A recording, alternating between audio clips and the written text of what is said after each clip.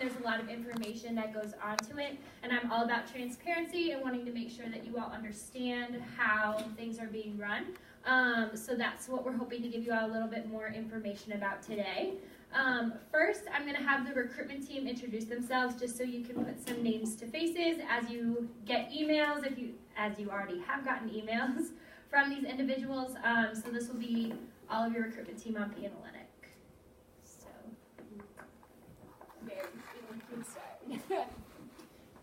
Hi, my name is Meredith Heavenstreet, and I'm the Vice President of Recruitment. So if you're a recruitment chair, I'll be annoying you for like the next couple of months.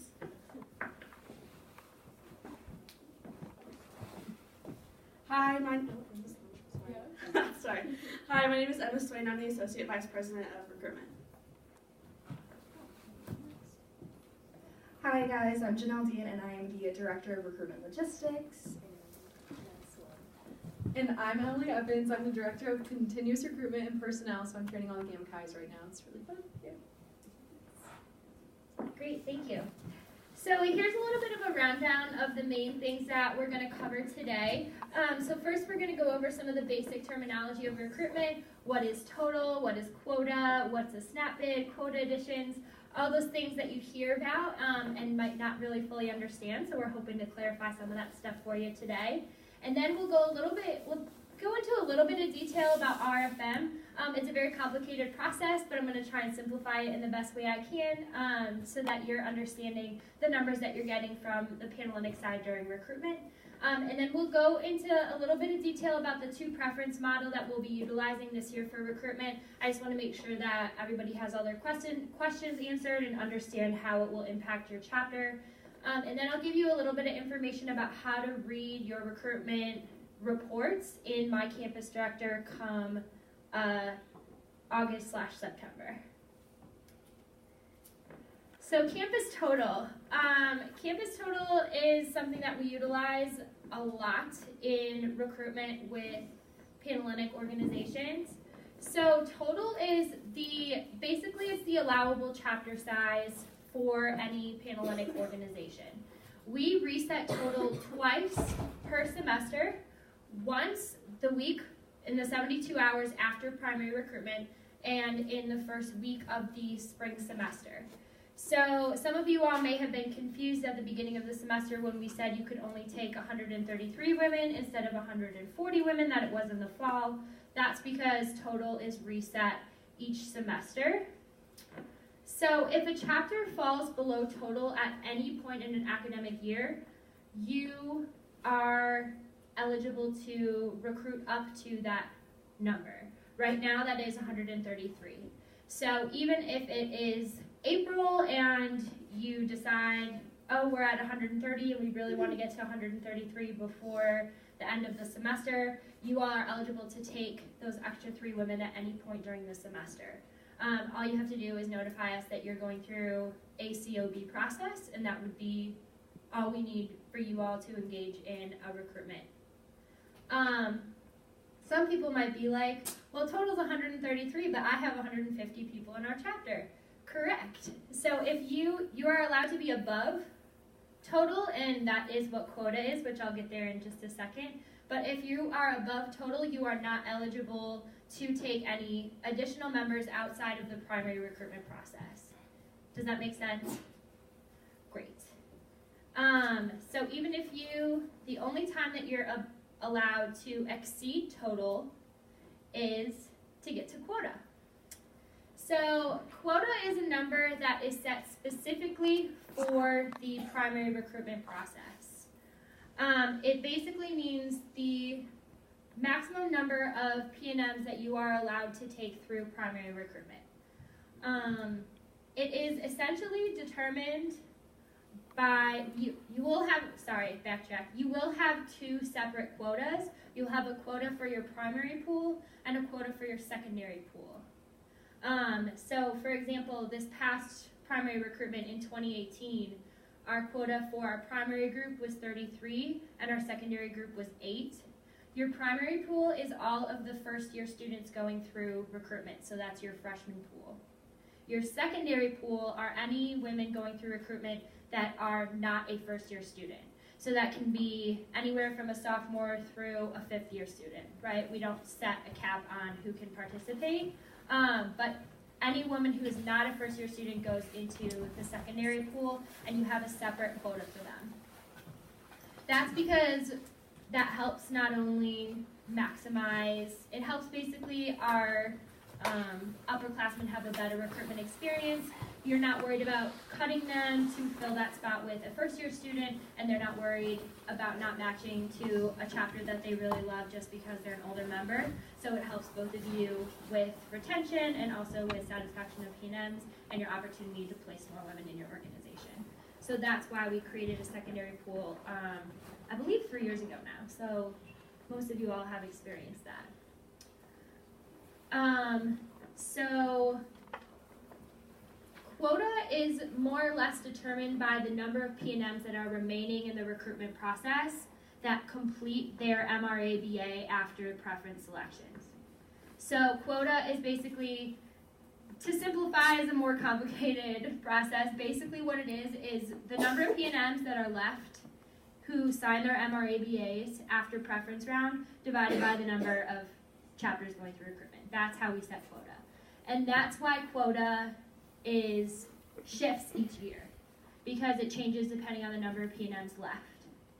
And quota was created because if you set the cap of the number of women that you could take at total, like let's say it's only 140 people, you would never be able to take more than 20 people during the primary recruitment process, right? Which is not fair for the over 1,000 women that are registered for recruitment. So we create quotas so that we have the opportunity to place all those women who want to be a part of the sorority experience and make sure that you all have enough spaces where you can take all of those people that sign up for recruitment. So if your chapter does not match to quota during the primary recruitment process, that's when you can utilize snap bidding. So let's say quota is set at 33, but you get a call, you get your bid list on like 4 a.m. or whatever it happens to be on that Monday morning, and you have 30 freshmen and 6 secondary pool P&Ms that you have matched with. You are allowed to snap bid up to quota, even if you're above total. That doesn't impact that.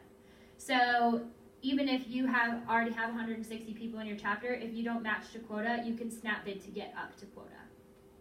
So a snap bid is basically you would provide Panhellenic with a list of women who have either dropped out of the primary recruitment process or were released by the primary recruitment process, and we can call them and offer them a bid for your chapter. We will run down the list in your preference order, so you would start your number 1 snap bid list with your top person who you want to give a bid to, and we will run down the list until you either fill to quota or we run through your list. And you're only allowed to snap bid people in that pool. So if you have vacancies in your primary quota, then you can only snap bid freshmen. If you have vacancies in your secondary quota, you can only snap bid sophomores through seniors. Does that make sense? Great. Any questions about snap bids or quota? Yeah. So sometimes it seems like there's always some international students that come through that really won't be here the whole time. Can you remind me how they fit into the quota process? Yeah. So if you give a bid to an international student, they still qualify as a part of your quota. At whatever point they won't, if they are a first-year student and registered as a first-year student, they would go into your primary group. If they're a second-year student or have been on campus for more than a year, then they would go into your secondary group. They would count towards your quota if you match with them during the primary recruitment process. And at whatever point you lose them in your membership, that would be a vacancy you would be able to fill through COB if you are below total, or through the next primary recruitment process. Absolutely. So some of you might be asking, quota was 33, but we definitely got like 34 people. How is that possible? The answer is quota additions. So quota additions is a situation where, let's say a P&M, little Susie Q, went to 3 chapters on preference round and is like, oh my gosh, I love all 3 of these chapters, right? And she puts all 3 of those down in her preferences. So she maximizes her options. She has done everything that we have asked of her.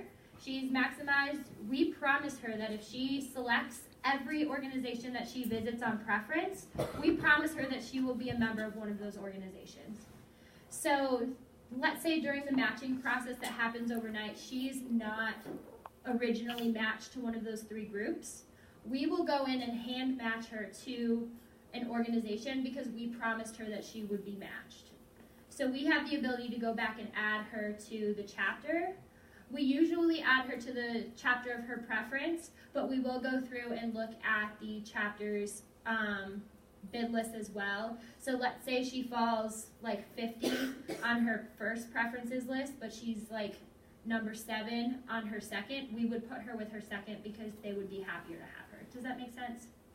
So that's what a quota addition is. You would match to quota, but then there are some women who weren't originally matched who did everything that they were supposed to do. We promised them they would be in an organization, so we go back and we place them in the organization. So that's why some groups might have just a couple numbers above quota, but they're definitely the exception rather than the rule. So if you don't have them, don't panic. It doesn't mean you didn't do anything wrong. It just means that those were a few exceptions. Yeah? How many quota additions are there normally? It really changes from year to year. I would say the most that I've ever seen a chapter have is usually like between 4 and 5, and that's really high. So usually it would just be maybe 1 or 2, but it just depends on where they match to in the process. But yeah, I wouldn't expect it to be a significant change in what you would see. Any questions about quota additions? Great. So now we're going to talk a little bit about RFM. I will start by saying I'm not an RFM specialist. We have an RFM specialist. Her name is Darcy, and she works with us during recruitment. But I do believe in transparency, and so I want to make sure that you all understand at least a little bit about what carry figures are, how you get the numbers that we get to, and what that all looks like to maybe help explain some of the questions that came up last year or that things that you don't understand, because I want to make sure that, I don't know, I just feel like recruitment goes better if everybody understands stuff. That's just my personal opinion. So the concept of RFM was put in place by the NPC in the beginning of the 2000s. So it's a relatively established process. At this point, there are over 400 campuses across the country that utilize the RFM system. It's pretty standard within the Panhellenic world that any group that has more than, that does a primary recruitment process should be utilizing RFM. The concept behind RFM essentially is that stronger recruiting chapters are required to release more P&Ms earlier in the recruitment process, which allows P&Ms to focus on chapters that are a realistic option for them. So not only it helps create more parity amongst chapters because P&Ms are visiting chapters that they have the realistic option to visit. Does that make sense? So it helps all of our chapters meet quota and get to total, as well as giving P&Ms a better experience of visiting chapters that they have the opportunity to join. So that's kind of how RFM came to be.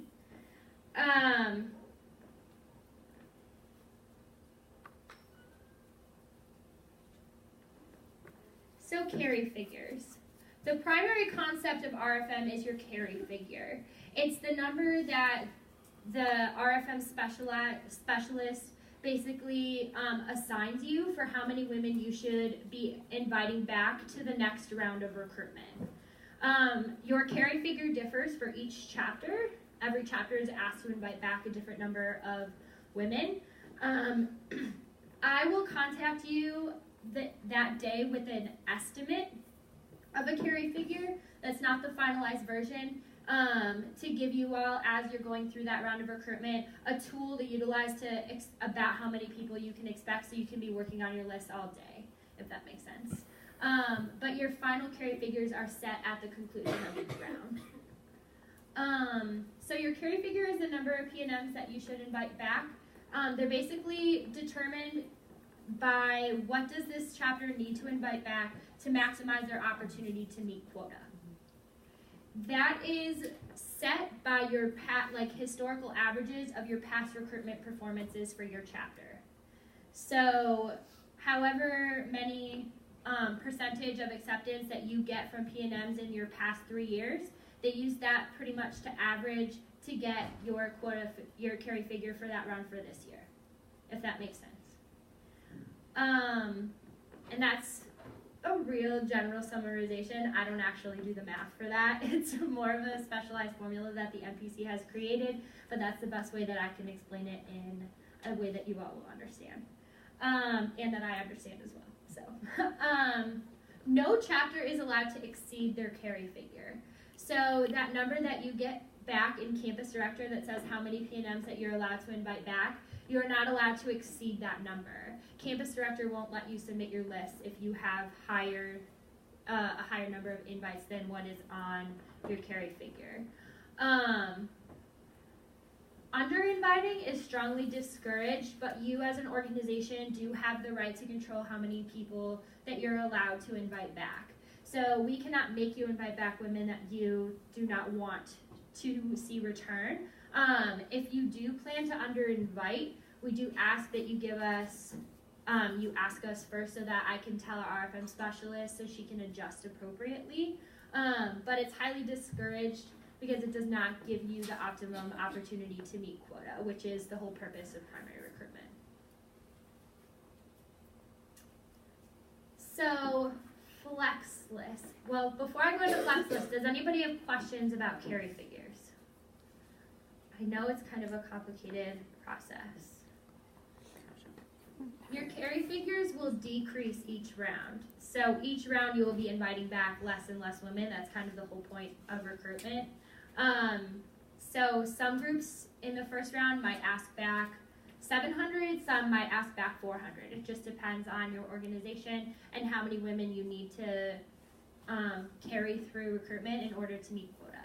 So every chapters will look different, but you will see a decrease from each round. Flex lists. I know there's a lot of confusion every year with flex lists, so I want to be sure that I explain these so you know what they are headed into the My Campus Director process, because I know it can be a little bit confusing. So flex lists are really important because they help ensure that the number of P&Ms that are returning to your chapters most closely approximates that number, that carry figure that the specialist sets for you. So you have two flex lists. There's a flex plus list and a flex minus list.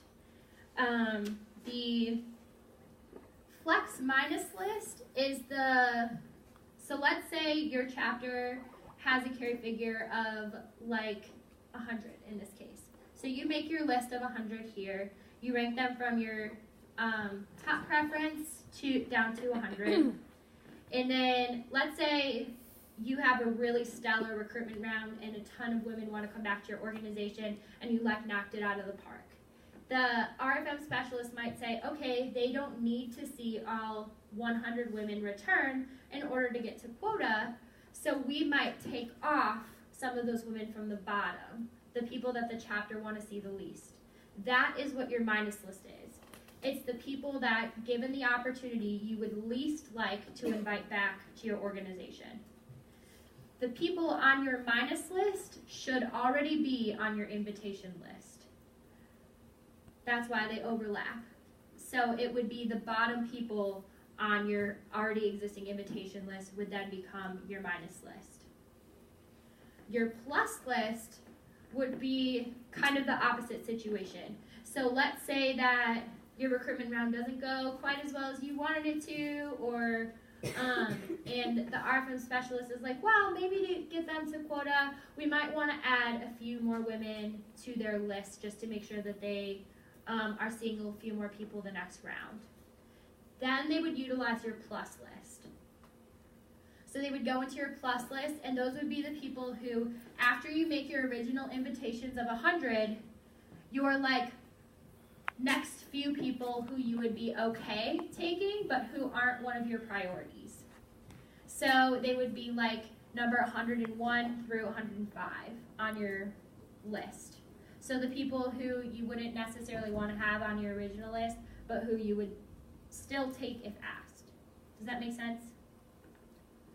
So your chapters are not required to submit a plus list, but the RFM specialist will give you flex plus and minus lists that you like targets that you should be hitting. You are required to submit a minus list. You won't be allowed to submit your preferences until you submit a minus list, because we need to have people to take off if it's necessary. We don't have to have people to add, but it is highly, highly encouraged. So you will get a target flex plus and minus number, just like you'll get your carry figure from the RFM specialist that says how many people you should be flex plussing and how many people you should be flex minusing. And those will all be in my campus director for you. So I know it's a little bit blurry, but this is what your preference list submission will look like during recruitment on my campus director. You'll have a list. All of the P&Ms that are eligible will be in this box here. And then you will transfer them over to this box here, and that is your original preference list. You will drop people down from here to go into your minus list. So people who are already on your invitation list will then also be put on your minus list. You can only transfer between here. And then your plus list has to come from the remaining P&M pool. Does that make sense? Great. You can also do this in an Excel upload that we'll talk about closer to recruitment time, because it's a more complicated process that it's a lot easier to show you once you have access to my campus director. But I wanted to give you a visual now to start preparing, because this always seems to be the biggest hang up with recruitment. Any questions about flex plus, flex minus, anything along those lines? Great. So now I want to quick go over the two preference model. If you came in late, we do have some extra sheets up here that have some information about the two preference model. So this year will be the first year that Panhellenic is moving from a 3 preference to a 2 preference. What that means is that instead of visiting 3 chapters on preference round, P&Ms will only be visiting 2 chapters on preference round. That's pretty common these days. We're actually one of 2 schools left in the country that does not utilize a 2 preference round. So it's definitely pretty common among the Panhellenic world. Most of your friends at other schools will be familiar with this. Basically, we made the decision because of the extremely high number of unmatched P&Ms that we had last year. We had 54 women that were unmatched at the end of the primary recruitment process because they were not willing to maximize their options. And of those 54 women that went unmatched, over half of them wrote down 2 out of their 3, but they were unwilling to write down their 3rd choice.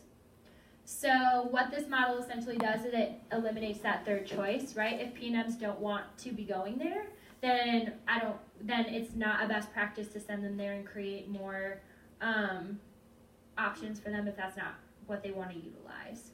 And it also helps you all because you have a higher retention, because P&Ms want to go back to the chapters that they're visiting and the chapters that they're placing on their preference list. Does that make sense? It also helps with, hopefully you all will see a slight reduction in your carry figures. That won't apply for everyone. It'll only apply for some of you. I would say if you are an organization that traditionally does not have all of the rounds of preference, so if you don't have 4 events on preference round, or if you don't have 3 events on preference round, you will see a reduction in your carry figures. Even some of you who have 3 might still see a reduction in your carry figures. But that's not true for everyone, so I just want to say that. But that might be why some of your numbers might look a little bit different this year in your carry figures, so be prepared for that. But other than that, it won't have a huge impact on chapters. We don't expect it. We hope that it helps quota go up a little bit, as well as we'll hopefully see some better retention this year in your new member pools. But it won't actually impact the schedule at all. Just because it's a 2 preference model doesn't mean you only have 2 preference events. That's more of they're just going to visit 2 chapters. So you would still have 2, maybe even 3 or 4 preference events. So I would still prepare for that as an organization. Whatever you've had in the past, I would still expect to keep. Does that make sense? Cool. Any questions on the 2 preference model? Yeah. How do you see this affecting the quota additions? Fairly not the 2 options in a lot of the how do you see it affecting the number of quota additions? Yeah, I wouldn't think that it would impact quota additions very much. If anything, it might reduce the number because they're more likely to be matched in the original matching process because only 2 groups are there. Basically, every P&M has a chance of going to only 2 groups versus going to 3. So the chance of them being included in the original pool is even a little bit higher. But I wouldn't expect like a significant increase in quota additions. Okay, let me make sure I got this right. So we might still have 3 events, but the PNMs only go to 2 Correct. instead of going to 3 if they have that as an option. So Yes. when they make their choices, they're maximizing. They would maximize if they selected 2. Correct. The suicide, if they're not maximizing at that point, they would not be a quota addition. Correct. They wouldn't be eligible. Mm-hmm. Yeah. So it reduces variability in their selections in the hopes that they would then be willing to maximize their options. Only 4% of P&Ms were placed in their 3rd choice last year anyways, so it shouldn't really impact that many of the women who do maximize, but will be really great for those 54 that we left unmatched last year because they weren't willing to. So fingers crossed it helps. And it's worked well for a lot of other campuses. So I know it's a little bit scary going then from 8 to 2 because that's a bigger cut. But P&Ms don't want to be going to those chapters anyways, and they won't know the difference. That would only be new for you all. So as long as you all play it off as normal, then they won't know the difference. They don't they don't know anything. So this is the first year for them, so they're going off what we show them as their experience. So, and it's always better to make bigger cuts later in the process. That was a question that was brought up last semester too, of why don't we cut them, put the bigger jump in the first round instead of at the last round. You always want to keep the P&Ms for as long as possible. It helps quota, it helps retention, and then it helps you all make more informed decisions about the P&Ms that you want to keep. So,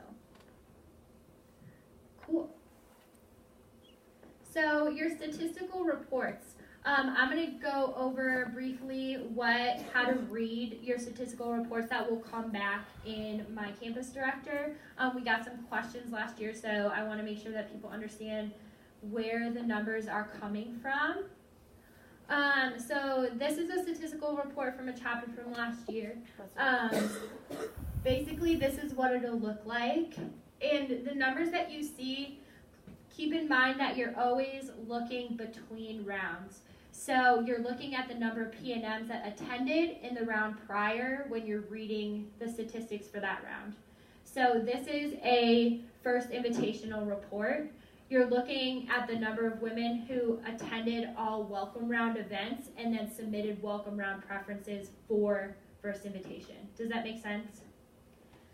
So at the end of welcome round, we had 1,000 women left in the primary recruitment process that submitted preferences.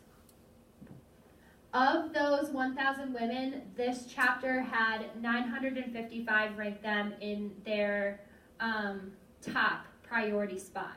That doesn't mean that they were actually ranked number 1. It means they were ranked 1 through 13 because headed into first invitational, you have 13 number 1 choices because that's the number of chapters you can go back to. So I know that seems really high, but like, whoa, almost everyone thought that we were the best.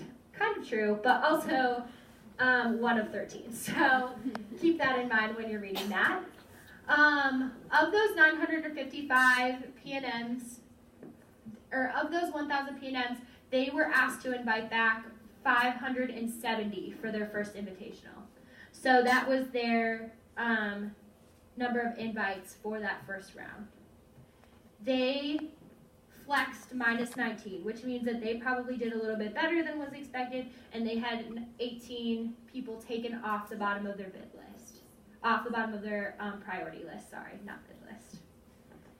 And then of those 570 women that they invited, they had 567 accept, which means that those are women that will be attending that chapter for the first invitational round. And then they had 3 PNMs regret, meaning that those were people who they invited back, but they had ranked 13 other chapters higher that also wanted them back, so that's what a regret means. It just means that you extended an invitation, but they chose other chapters over you, so that's what a regret is. And then they also have the number of PNMs who withdrew from recruitment in that round, and then the number who withdrew who will not be returning to your chapter specifically. Does that make sense? Okay, I see some confused looks. We're going to go over it for every round to hopefully make it easier. So, second invitational. Of the women who they had invited back for first invitational, they had 517 women submit preferences for second invite, so who returned at the end of Sunday evening and submit their preferences. 502 of those women included them in their top 8, so you went from 13 to 8. And then of that, they invited 306 back for the next round and had 292 accept and 14 regret, and then those are who withdrew from the second round of recruitment. Does that make sense? Okay. So, and then preference round, they had 158 put them in their top 3 spots, because preference you can only invite back 3. And then of those who they invited, 128 accepted and 69 regretted. So the further you go into recruitment, you'll see your regret numbers increase, just simply because the number of chapters who they are visiting are decreasing. So that's supposed to happen. Because we obviously can't have every single person who we invite accept, otherwise there would be no need for carry figures at all, right? So that's something that you should expect to see.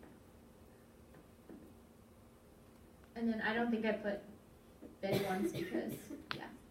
Go back one slide. Yeah, absolutely. Alright, so we'll next, we'll go all the way to preference. Oh. Okay, so 272, 158 prioritized me in their top 3. Correct.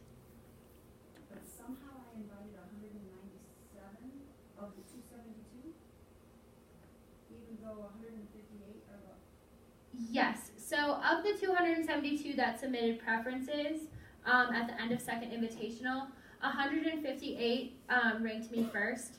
I invited 197, so that includes some people who put me as second or third, based on the number of people who I was asked to invite back. We might have to go into the second or third categories, because that's why we have people, PNMs submit beyond just their their top whatever. They have to rank their every chapter who they visit. Yeah. Yeah. So PNMs withdrawing from round 4, like 92, like that's them dropping out of recruitment. Correct. Yeah, and then the number of PNMs released by all chapters is a number of PNMs that didn't have any bunny match to them for that. Can you get back one slide? Yeah. So 114 and 92, are those numbers are fairly high. Is there a reason why they're so high? Withdrawing. We tend to see a large number withdraw after second invitational because then they don't return from the week of classes. We typically lose. We had about 1,058 women register for recruitment last year, and then we had a slightly higher than normal number withdraw from the process, but not anything that was alarming. This is pretty on par for what we lose for each of these rounds, statistically speaking. Is that because you guys do it in 2 weekends, do you think? I don't know. I think it would just depend on the school. I think we lose a higher number in between because we do it on 2 weekends. I think it would be great if we could do it the week before, but we have BGR, so it's not really an option.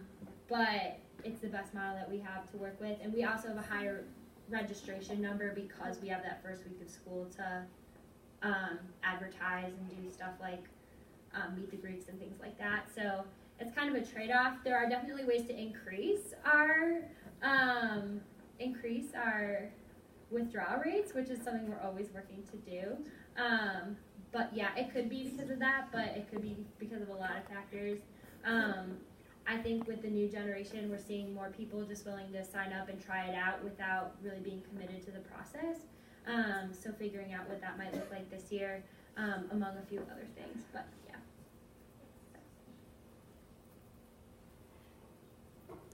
Any other questions on any of this information or things that I didn't cover that you wanted to be sure that we discussed? Any lingering things that we don't feel like we understand? That's good. Was this helpful for everyone? Was this new information for the most part? Okay, good. We've never done this before, so I just wanted to throw it out into the universe to make sure that everybody felt prepared going into recruitment. If there's anything else that pops up, or, oh yeah. So, my vote? Yes. So we ran into some huge issues with my vote crashing. Okay. I don't know if any other chapter ran into that, and they promised they were going to be making some big changes, but we wound up having to go to another way of voting at the end to be able to track everybody. Okay. Have you guys been working with my vote at all, trying to find out what's going on with them? Yeah, we as Panhellenic have not worked with My Vote at all because it's up to each individual chapter utilizes different voting systems. So if that's something that your individual organization does, I would guess that would be a conversation within your national organization about how to best utilize that for your chapter. But we don't do anything outside of just the general My Campus director working with recruitment from this side because different chapters utilize different services. There's also Omega Vote, there's, I don't know, anybody else use different ones, but there's like a few different companies I know.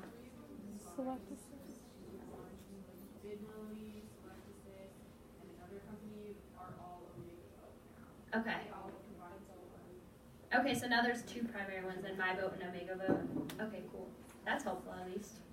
Yeah, if chapters are running into issues with My Vote, we personally don't know a whole lot about that, but it's something we can definitely ask about. But we worry more about the numbers and stuff from the My Campus director side. And we don't have access to login or interface with My Vote, so we did try to field those questions as best as we could, but it's difficult for us to understand how those things work from a chapter level. But if there's any other chapters that experience that want to have a conversation about their My Vote experience, we would be happy to facilitate a conversation for recruitment chairs and or in this space. So, any other recruitment related questions? Great. Well, thank you all so much for coming. If you have any other questions about recruitment or the true preference model or anything like that, please feel free to see us. Or if you have individual chapter questions, we're happy to answer those as well. Thanks for taking this time out of your week, and I hope you have a great week and enjoy the rest of Health and Safety Week. I know there's a lot going on, but